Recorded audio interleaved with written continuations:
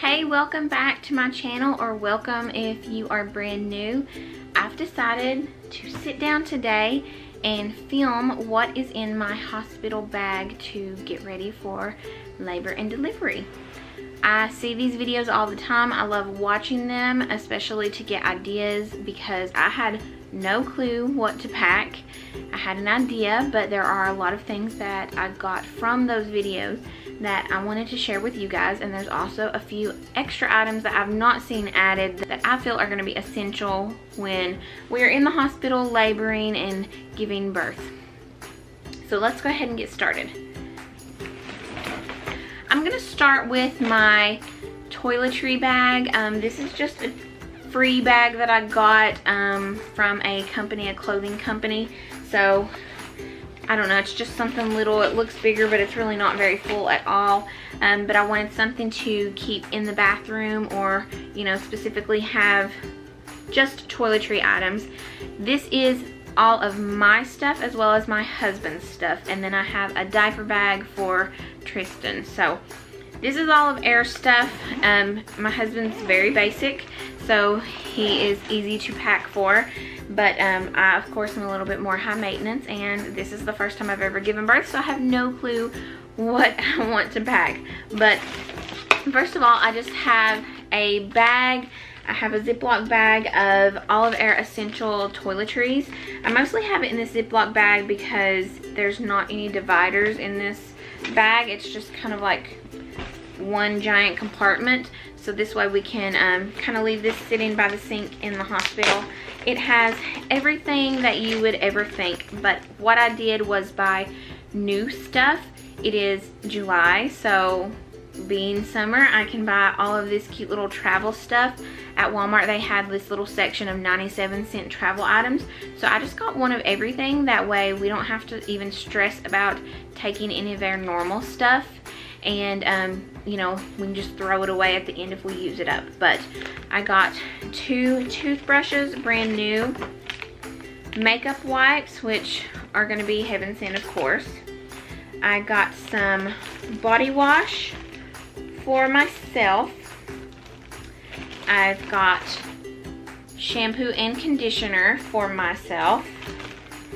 I got the body wash and shampoo and conditioner for Aaron.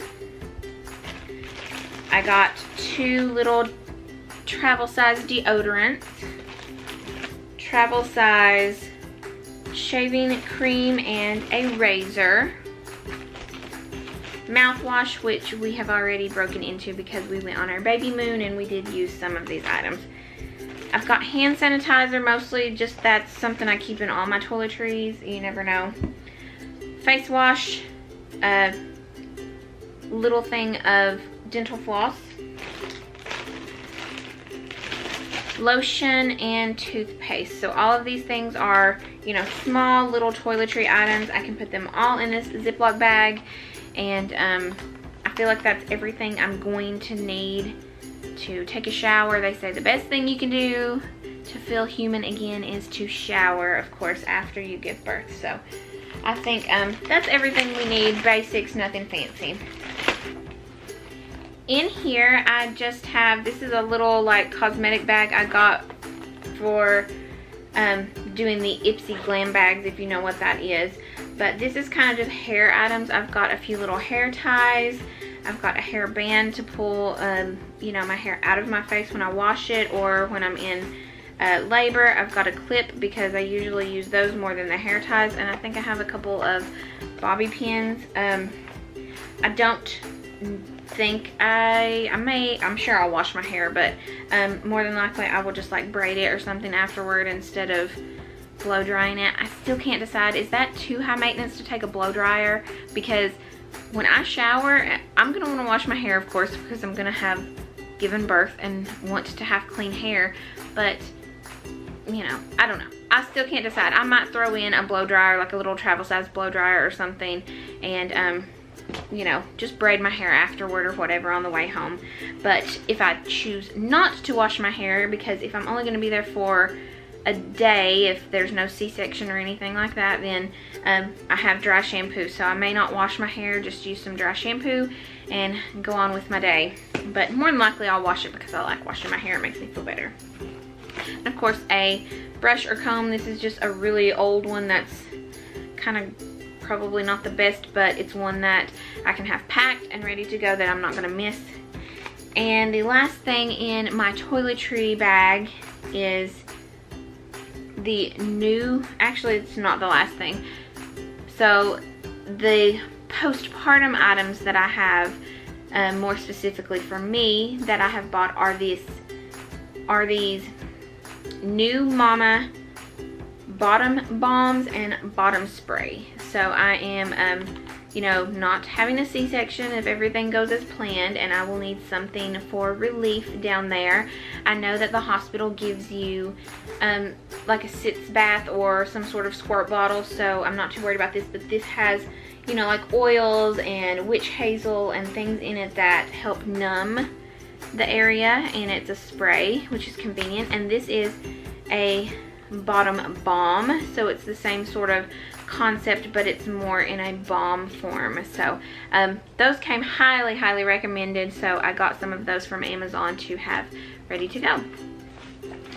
Another thing that I know the hospital is going to provide, but the reason I packed these is because I live an hour and a half away from the hospital. I know that they are going to provide me some sort of like Depends or mesh diaper type things to wear for postpartum, but these are just some little pads that I already had. They're somewhat thick, but they're not the thickest. I'm not going to go out and buy new ones as of right now, but I do have a few. I just grabbed a handful and stuck them in here because some people have said that they like the pads more than they like wearing the diapers because the diapers don't feel tight. And those pads are something that you can, you know, wear with underwear of your own, and you just feel a little bit better. So more so, I got that for traveling home in case we need to stop and I need to change. So that is it for the toiletry items. Now let's get into the clothing and other things. I will start out by saying that I plan to vlog my birth. Of course, I will keep it clean just like anything else, but I have all of my camera items that I don't need yet already packed. I will take the camera that I'm using right now. It is on a tripod. I will make sure that I have my batteries charged and that I have enough SD cards, which I will probably purchase another SD card or two because that is something that just makes me nervous. But I have my charger with the extra battery that is already charged in it, so worst case scenario, I will just, you know, switch out the battery at the hospital and charge this one. They don't take long to charge. But I've got, actually I'm going to take the GoPro only because I don't have another camera, and I can maybe set it up with a tripod across the room or, you know, up on the hospital bed a little bit more out of the way. And I also, staying on the electronic side, have, this is the car mount to go on the dashboard so we can film on our way out there. And I bought today a cheap phone charger. Aaron and I both have the same phone, so one charger should do us, hopefully. And most importantly, it was an extra one that I can throw in here and we won't forget because it's already packed. Because if it was up to us, you know, in the heat of the moment, which I know I'm going to labor at home as long as possible, that may be something that we forget. And that's something to me that is essential to have.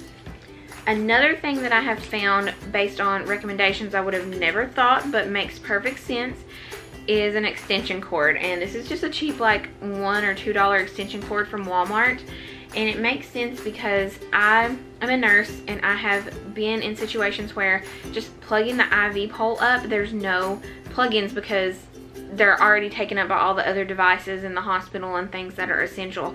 And I've had to crawl under a hospital bed and plug things in. And of course, we don't want to have to do that. And we are not going to be able to reach those type of plug-ins for our cell phones. So definitely wanted to have some sort of extension cord. I mean, for $2, it's stuff you can sit there and have, and it doesn't really matter. So now that we're out of the electronics, let's talk about some other things. This is something that we just have to have, and that is our cord blood stem cell collection kit. We have decided to go with this process and use Viacord. This is obviously not a sponsored video, but this is the company we have chose, so I will link it below and you can use us as a referral if you are interested in that.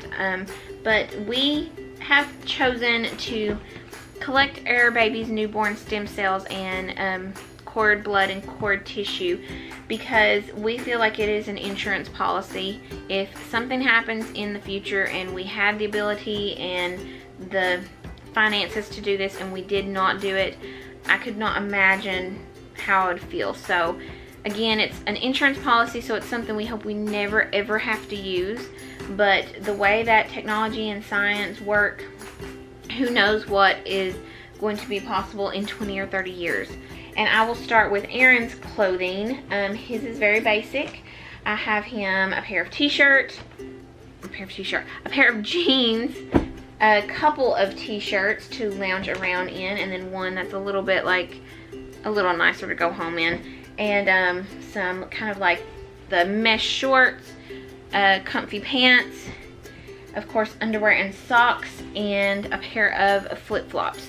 I figure he probably won't wear house shoes, but this will be something just to slip on and off walking around the hospital floors or in the shower or whatever, but mostly just comfy clothes and clean underwear and socks. As long as he has a couple of clean items, toothpaste, toothbrush, and deodorant, he is good to go. Now, as far as my clothing, I've tried to keep it as simple as possible because I do not want to overpack. I know that I will be wearing the hospital gown when I'm laboring more than likely and giving birth, and maybe even after that. It's no big deal. But two things that were essential were flip-flops, the same reason for him. I wanted something to just slip on and off when I got in and out of the bed. I do not want my bare feet touching the hospital floors because I'm a nurse and I know what happens in those beds and on those floors, and also just to kind of like shower in. But at the same time, I found these at Walmart for like $2, and they're just cheap, fuzzy, kind of comfy house shoes. And I figured those would be better if I'm wearing socks, again, just to get out of the bed and slip on. They may be more comfortable than flip-flops. So for $2 or $3, I just bought them and packed them in here. And then I'm gonna have to turn this around. I am bringing a robe because even if I wear the hospital gown, I may get cold. I may feel more comfortable wearing just a little robe. It is not thick, it is short, but it's more so just to cover up, and then, you know, for nursing afterward or whatever, I am going to be covered and comfortable. If it's cold, you know, I mean, it's a robe. It is what it is. And then I'm trying to bring gowns. I have found two really comfy gowns that I've loved. One is a nursing gown from Motherhood Maternity, and I can't even figure out how it works here. And it's cute, and it's just this long gown. I'm trying to avoid pants because I don't really think you're gonna want to wear pants after you give birth. Like, I'm gonna want easy, comfortable, and I think a gown's gonna be better. And it's somewhat cute, so when you have people visiting, you don't look like a total hot mess. But most importantly, it's one item, it's easy, it's comfy, it's nursing friendly. It's a win-win-win. And then this is just a cheap gown I found at Walmart. Same sort of concept. It's pretty stretchy and loose, so I feel like it will be nursing friendly, and it is just something that is gonna be great to sleep in, and if I don't want to wear those hospital gowns. I am taking one little t-shirt and shorts combo, but this may be an item that is an overpacking. I don't know. I may want shorts. I don't know what I'm gonna want at that moment. But I've got a pair of fuzzy socks for being cold, which they'll give you the socks with the grips on them, so I'm not too stressed about that. Of course, I have underwear, and the underwear is pretty specific because, again, it's going to be postpartum. So I have purchased some cheap, big old granny underwear, and the reason for that, everybody says these are the best to wear afterward because they're just more comfortable. They're big. It doesn't matter if you stain them. You can throw them away because they were cheap. And that's it. So I've got a couple pairs of those. And I also have a couple of just simple little bras. This is a nursing bra that is super comfy, easy access. I'll probably wear this possibly home. And then I have one other nursing bra. Even though those gowns are nursing friendly, I'm still someone who needs extra support. And this is just another nursing bra, tank top style. So it's comfy, it's loose, nothing that's, you know, nothing fancy, just a basic couple of nursing bras. And then I am going to take a couple pairs of these because these are probably, in my opinion, the best to wear because they're not only black, but they're boy shorts. So if I want to wear the postpartum pads, they're going to be the most comfortable and make me feel the most secure. And to go home, I have one outfit. It is just this basic LuLaRoe t-shirt. It's big and loose and will be very comfortable, as well as a pair of maternity, just black leggings. Again, black for obvious reasons, and they're maternity, so no matter what happens with my stomach or whatever, then it's very basic, and they're small, so they don't take up much room. And I am taking one. This is actually brand new. I haven't even taken the tags off of it. We got it on our baby moon, but this is just like sweatshirt, long sleeve shirt to wear home or just have around if I don't want to wear my robe. I have everything packed in this one rolling suitcase, just a regular basic black rolling suitcase. I hope this gave you all some ideas. I'm curious to see how much of this I end up using and how much I don't. I will take basic makeup just to kind of make myself feel a little bit better. But that is it. That is what is in our hospital bag as we prepare for our first child. We are due in August, so we have this packed and ready to go, sitting by the bed just in case something happens and we need to leave. But we are super excited, so hopefully you guys enjoyed this video. Leave a comment if you can think of anything else that I might need, or something that you may have packed in your hospital bag that you never thought of, or something you packed that you never even used and was pointless. So kind of give me some tips and tricks and what you guys think works best. But I hope you guys subscribe so you can see if we used any of this stuff, and we will talk to you soon. Thanks. Bye.